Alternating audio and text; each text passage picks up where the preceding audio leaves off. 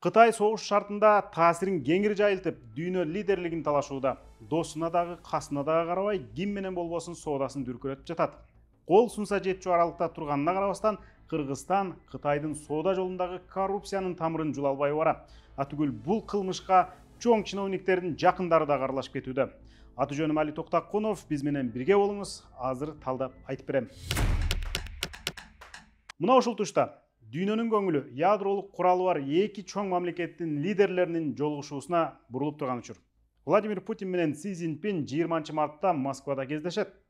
Бул Украинада согуш токтобой жаткан учурда Гааганын соту Владимир Путинди кармоого буйрук бергенден аз эле күндөн кийин Америка менен Кытайдын мамилелери кайрадан начар болуп калган учурда болууда. Ошонусу менен дүйнөгө маанилүү. Украинада согуш башталгандан бери Кытайдын лидери Си Цзиньпин эң алгач рет Москвага келип жатат. 20 марттагы анын бул сапары тарыхый бир бурулушка себеп болуп калышы дагы мүмкүн. Си Цзиньпин президент Путин менен өлкөнүн мамилелери жана ошондой эле баарыбызды кыжалат кылган негизги эл аралык жана аймактык маселелер боюнча кенен пикир алышат деп айтып берди Кытайдын тышкы иштер министрлигинин өкүлү Ван Венбин. Ал эми Путиндин жардамчысы Влад Ушаков мындай дейт. Албетте, Украинадагы конфликт талкууланат. Бул маселеде Кытай жетекчилигинин сабаттуу, тең салмактуу позициясын жогору баалайбыз. Кытайдын жөнгө салуу планын билебиз. Ушаков айткан Кытайдын жөнгө салуу планы бул. Бир ай мурда Пекин согушту токтотуу тууралуу 12 пункттан турган сунушун жарыялаган болчу. Алдыда жолугушуунун бир максаты мына ушул сунушту ишке ашыруу болушу мүмкүн. Анткени Путинден кийин Си Цзиньпин Украинанын президенти Владимир Зеленский менен сүйлөшөрү күтүлүүдө. Бирок Украина 1991 жылкы чек арабыз калыбына келтирилмейин эч кандай сүйлөшүү болбойт деген позициясында бекем туруп келүүдө. Бул Крым, Донбасс жана 2022 жылдан бери Орусия басып алган аймактарын кайтарып, аскерлерин алып чыгып кетсин деген талап. Мындай позицияны Кытай албетте түшүнүп турат. Ошондуктан айрым эксперттер чын-чынында Си үчүн согушту токтотуудан мурда дагы өзүнө маанилүү маселени сүйлөшүү маанилүү дешет. Согуштун айынан Батыш жана Жапония, Корея баштаган чыгыш өлкөлөрү менен араздашып турган Орусияны ымга келтириш оңой. Анын үстүнө Гаагадагы эл аралык кылмыш соту Путинди кармоого буйрук чыгарды. Эми дүйнөдөгү кеминде 123 өлкө аймагына келип калса, Путинди кармап берүүгө милдеткер болуп калды. Тажикстандын аскерлери Баткенге кол салганда Эмомали Рахмонду эл аралык сотко берели деп Кыргызстанда демилге көтөрүлгөн. Ал үчүн Рим статутун ратификациялайлы деп президент Садыр Жапаров баш болуп демилгелеген болчу. Бирок азырынча парламенттен ратификациядан өтө элек. Эгер өткөн болсо, Кыргызстан дагы Путинди кармап берүүгө милдеткер болуп калат. Темадан бир аз четтеп кеттик, бирок кайра кайтып келели. Ошентип чар тарабынан кысылып турган орус бийлиги менен өзүнө ыңгайлуу келишимдерди түзүп алыш үчүн Си Москвага келатат дейт эксперттердин бири Александр Габуев. Кытайдын опциясы көп. Эки тараптын мамилесиндеги теңсиздик согушка чейин деле бар болчу деңизчи. Бирок согуш башталгандан бери Кытайдын позициялары кыйла күчөдү.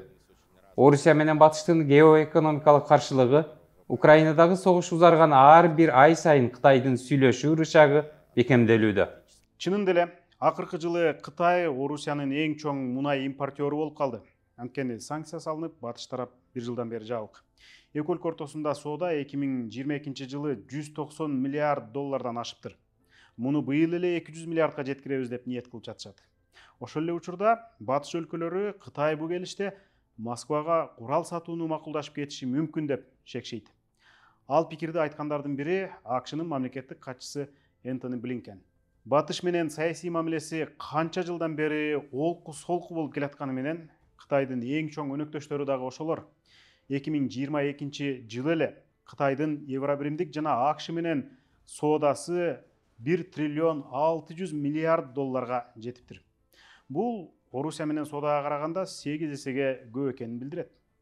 Күнчыгыштагы ушул коңшубуз сабырдуу экени бизге маалым. Ар бир кадамын жет өлчөп, бир кесип, экономиканы менен, тили менен ойлонот жана сүйлөшөт. Ошон үчүн Москвага барганы менен Си Батыштан жүзүн буруп кетип, Путинди ачык колдоп чыгаарынан күмөн санап турушат. Москвадан кийин Зеленский менен сүйлөшөрү дагы буга айкын мисал.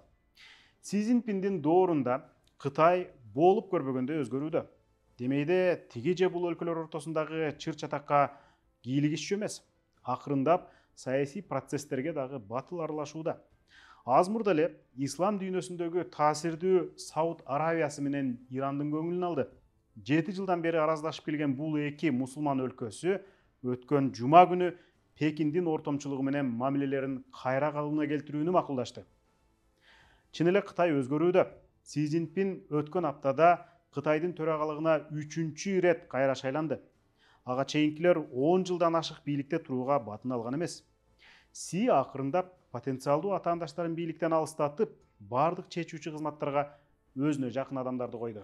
Си дүйнөлүк коомчулук аны АКШнын лидериндей эле таасирдүү мамлекеттик ишмер катары таанышын каалайт деп айтат Гонконгдогу шаардык университеттин укук боюнча профессору Ван Цзяньюй. Си Цзиньпин дүйнөлүк таасирге экономика аркылуу умтулууда. Ал эми Орусияга дагы, Батышка дагы соода жолдорунун бир бөлүгү Кыргызстан аркылуу өтөөрү маалым. Маселе ушул жолду Кыргызстан канчалык эффективдүү пайдаланып жаткандыгында.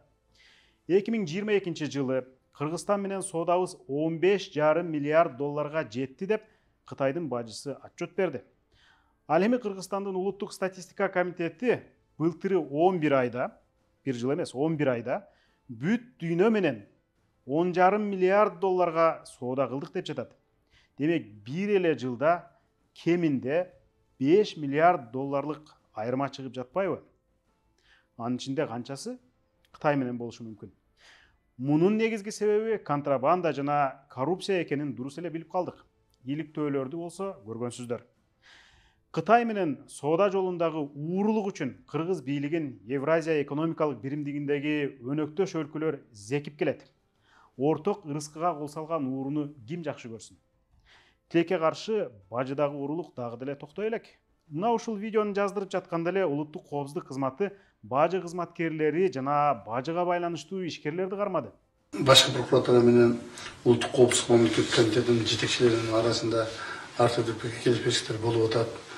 Аны ошолор боюнча бир аз түшүндүрмө бере кетейин. Биз Курманбек Токтогулович менен ортомдо эч кандай келишпестиктер жок.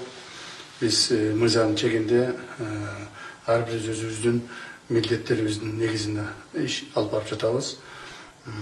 Ал эми адамдардын кармалышы боюнча да туура мына 2 күндөн бери биз өтө бир чоң таможняда коррупциялык схеманы кармап алып чыктык. Ошонун негизинде мына кече түнү менен иштеп 8 адамды кармадык. Алар кимдер? Алар ушу таможня иштеген таможниктер жана ошол баягы жүктөрдү декларация кылгандар, жүк ташыгандар, ошол Кытайдан Өзбекстанга жүк ташып өткөргөндөр транзит менен. Негизинен бул жерде чоң суммадагы коррупциялык схема иштеп турган. Азырынча алдын ала айтуулар боюнча миллиард сом тегерегиндеги зыян келтирилген бюджетке. Ошолордун арасында туура Курманбек Токтогуловичтин бир тууган кайниси бар экендиги бул чындык. Жана ал дагы азыркы күндө сурак берип жатат. Бул эми эгерде бирок бул ишке эч кандай Курманбек Токтогуловичтин өзүнүн эч кандай тиешеси жок, анын ишинин тиешеси жок. Бирок Ташиев бул ишке баш прокурор Курманкул Зулушевдин тиешеси жок, экөөбүздүн ортобузда дагы карама-каршылык жок деп жатат. Зулушев дагы азырынча пикирин билдире элек. Ким билет, алдыда дагы кандай маалыматтар чыгарын сиз менен биз көрө жатарбыз, дагы кабарлайбыз. Болгону мындай көрүнүштүн өзү Кыргызстан Кытай аркылуу келаткан мүмкүнчүлүктөрдү уурулуктун айынан кыянат пайдаланууну токтотпой жатканын көрсөтүүдө. Албетте, ондогон жылдан бери ордунан жылбай келаткан Кытай, Кыргызстан, Өзбекстан темир жолунун курулушу жанданганы үмүт берет деңизчи. Бирок ортодогу бажыдагы коррупцияны тыймайын бул мүмкүнчүлүктү дагы колдонучабызбы деп айранды үйлөп ичип калган маалыбыз. Кытай болсо дүйнө лидерлиги үчүн ишенимдүү кадам таштап баратат. Британиянын бийлиги бекеринен элестүү салыштыруусун колдонуп жаткан жок. Орусия аба ырайын эле өзгөртсө, Кытай бүтүндөй климатты өзгөртүүгө кудуреттүү деп алар айтып келишет. Сиздер менен Талда аналитикалык программасы болду. Аны мен Али Токтакунов даярдадым. Эмкиде көрүшкөнчө комментарийди жазыңыз, каналыбызга дагы жазылыңыз, бул видеону таратыңыз. Жакшы кылыңыз.